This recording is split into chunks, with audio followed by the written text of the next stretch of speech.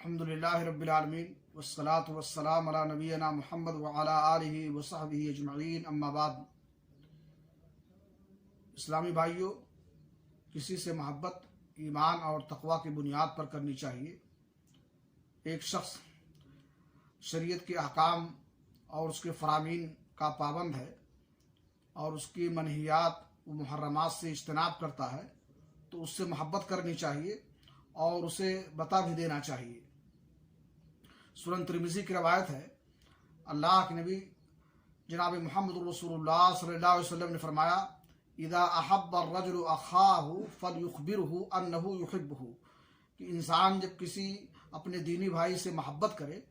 تو اس کو بتا دے کہ وہ اس سے محبت کرتا ہے۔ بتانے کا فائدہ یہ ہوگا کہ وہ بھی اس پر آگاہ ہو جائے گا، پھر یہ محبت دو طرفہ ہو جائے گی اور ہر شخص ایک دوسرے کا تعاون کرے گا اور اس سے محبت کرے گا۔ اسی طرح سے انسان کسی سے محبت کرے تو دین کی طرف رہنمائی کرنے میں اہتمام کرنا چاہیے اور ہر ممکن اس کے لیے خیر و بھلائی کی کوشش کرنی چاہیے۔ اللہ کے نبی جناب محمد رسول اللہ صلی اللہ علیہ وسلم نے معاذ بن جبل رضی اللہ تعالیٰ عنہ کے ہاتھ کو پکڑا اور اس کے بعد آپ نے فرمایا، یا معاذ انی لاحبک ثم انی اوصیک ان لا تدع دبر کل صلاۃ تقول اللہم اعنی علی ذکرک و شکرک و حسن عبادتک۔ اللہ کے نبی صلی اللہ علیہ وسلم نے معاذ رضی اللہ تعالیٰ عنہ کا ہاتھ پکڑا اور اس کے بعد آپ نے فرمایا کہ اے معاذ، اللہ کی قسم میں تم سے محبت کرتا ہوں، پھر میں تمہیں وصیت کرتا ہوں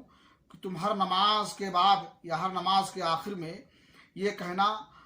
نہ بھولو اور ضرور کہو، اللہم اعنی علی ذکرک، اے الہ العالمین تو میری مدد فرما کہ میری زبان جو ہے تیرے ذکر و اذکار سے تر رہے، وہ شکر کا اور تیری نعمتوں کے مقابلے میں میں تیرا شکریہ ادا کروں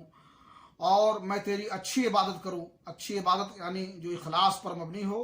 اور اللہ کے نبی جناب محمد رسول اللہ صلی اللہ علیہ وسلم کی سنت کے مطابق ہو۔ اللہ رب العالمین سے دعا ہے کہ اللہ تعالی ہمیں توفیق بخشے کہ ہم نیک لوگوں سے محبت کریں